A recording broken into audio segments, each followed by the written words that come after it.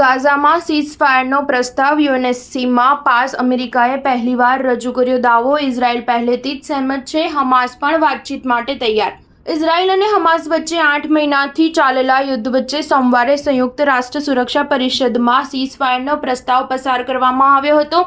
આ પ્રસ્તાવ અમેરિકાએ રજૂ કર્યો હતો। સોમવારે યોજાયેલા મતદાનમાં 15માંથી 14 દેશોએ તેની તરફેણમાં મતદાન કર્યું, જ્યારે વીટો પાવર ધરાવતું રશિયા આ પ્રસ્તાવથી દૂર રહ્યું હતું। પહેલીવાર અમેરિકા દ્વારા રજૂ કરાયેલ સીઝફાયર પ્રસ્તાવમાં 3 તબક્કામાં યુદ્ધ સમાપ્ત કરવાની વાત કરવામાં આવી છે। પ્રથમ તબક્કામાં 6 સપ્તાહનો સીઝફાયર રહેશે। આ સમયગાળા દરમિયાન હમાસ દ્વારા બંધક બનાવવામાં આવેલા કેટલાક ઇઝરાયલમાં કેદ પેલેસ્ટિનિયનોને છોડવાની વાત કરવામાં આવી છે। જોકે કેટલાક ઇઝરાયલ અધિકારીઓનું કહેવું છે કે જ્યાં સુધી હમાસ ગાઝામાંથી ખતમ નહીં થાય ત્યાં સુધી તેઓ યુદ્ધ ચાલુ રાખશે। ઇઝરાયલના પીએમ નેતન્યાહુએ પણ એમ કહ્યું કે બાઇડને પ્રસ્તાવનો અમુક ભાગ જ સાર્વજનિક કર્યો છે। હમાસનો સંપૂર્ણ ખાત્મો થશે ત્યારે જ ઇઝરાયલ કાયમી સીઝફાયરની વાત કરશે। આ પછી બીજા તબક્કામાં યુદ્ધ સંપૂર્ણપણે બંધ કરી દેવામાં આવશે અને બાકીના બંધકોને મુક્ત કરવામાં આવશે। છેલ્લા તબક્કામાં ગાઝા પટ્ટીને ફરીથી વસાવવાનો ઉલ્લેખ છે। અમેરિકાના રાષ્ટ્રપતિ જો બાઇડને ગયા મહિને આ પ્રસ્તાવની જાહેરાત કરી હતી।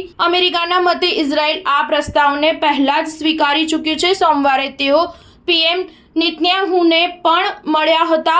બ્લિંકને ભારપૂર્વક જણાવ્યું હતું કે સીઝફાયર તમામ ઇઝરાયેલી બંધકોને કોઈપણ મુશ્કેલી વિના ઘરે પરત ફરવાની મંજૂરી આપશે। આ ઉપરાંત ગાઝામાં માનવતાવાદી સહાય પણ સરળતાથી પહોંચાડવામાં આવશે। સ્ટાર ન્યૂઝ 7 હંમેશા સચ્ચાઈની સાથે।